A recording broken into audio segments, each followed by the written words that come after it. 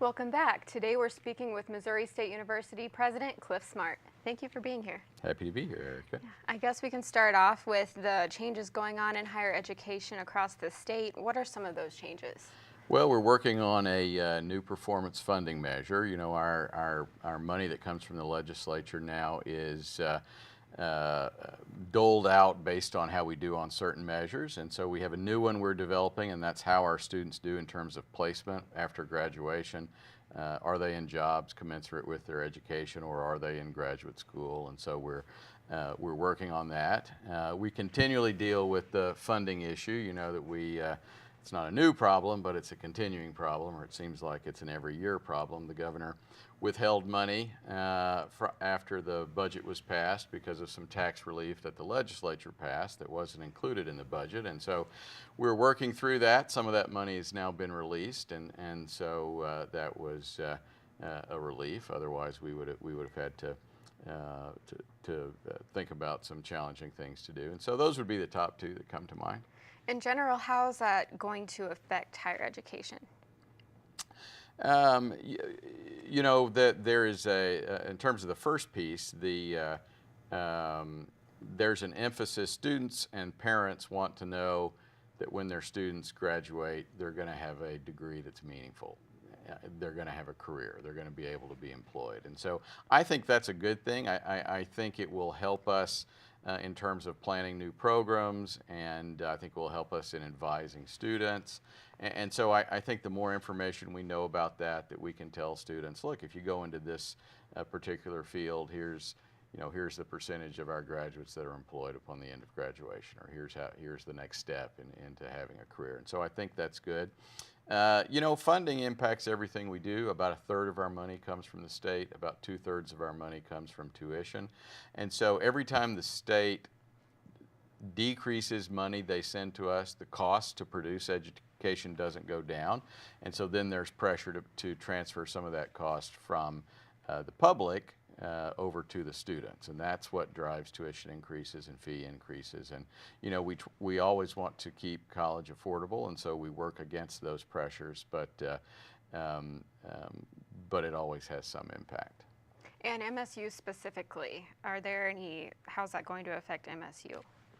Well, you know, if the money hadn't been released that the governor had withheld recently, we probably would have been looking at a mid-year tuition increase. I think we will not have to do that as a result. And you know, in terms of the performance funding career piece, we're just going to have to see what that final standard looks like, and then we'll create processes and procedures to be in compliance with that. And what about the cosmetic changes around campus? Are you happy with the construction? You know, construction is always challenging, but when you get to the end, it's a good thing. You know, we've had 5 recreation athletic projects that we've done in the last 10 months. And so the soccer field, the field hockey field, the sand volleyball courts, renovation of plaster, the Mary Jo Wynn Achievement Center, all those things, not only do they provide more opportunities for our student athletes, they're all available for recreation and club use and individual use, but maybe most importantly, they change the appearance of the campus. You know, we had the look of a Division II or III school because all sports were played in one stadium, and that's no longer true. And so it completely changes the perception the community has and prospective students has about the school. And I think it's also excited our students with, you know, they want to be proud of the school they go to. They love the branding, the bear head, the maroon and white, the things that really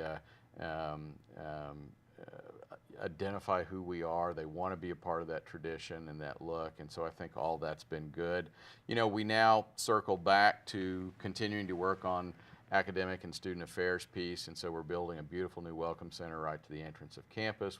We're building a 3rd brand new health building that'll house our OT program right next to the professional building. We're completely renovating Pummel. We're completely renovating Sun Villa for less expensive apartments. And you know, beyond that, there are projects stacking up. I really think for folks who haven't been on campus in 2 or 3 years, they might not even recognize what it looks like now. Yeah, that's true.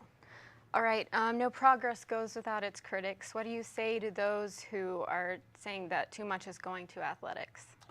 Well, To me, that's not a valid criticism because the students voted for that fee. And they passed it by an 80% positive margin. And so all of those new facilities from this year that I just listed are also recreational facilities. And frankly, if that was a student-driven effort, if they had wanted that money to go somewhere else or not to be charged that fee at all, I presume they would have voted against it. And so very comfortable that all of those facilities were done. About 95% are funded through a combination of that student fee and private money. So very little operating money, which means very little tuition money, very little state appropriations has gone into any of those facilities. And again, we are back focusing on the academic side of it now. Okay, so you're pretty involved with campus. I try to be. Yeah. How do you balance your personal life with your work life? Sometimes better than others. There are always 3, 4, 5, 8, a dozen things I could do in any given night. Gail and I try to keep at least 2 nights a week that we are free, that we don't do things, so that we still get to interact with our friends. We still can continue to be involved in church.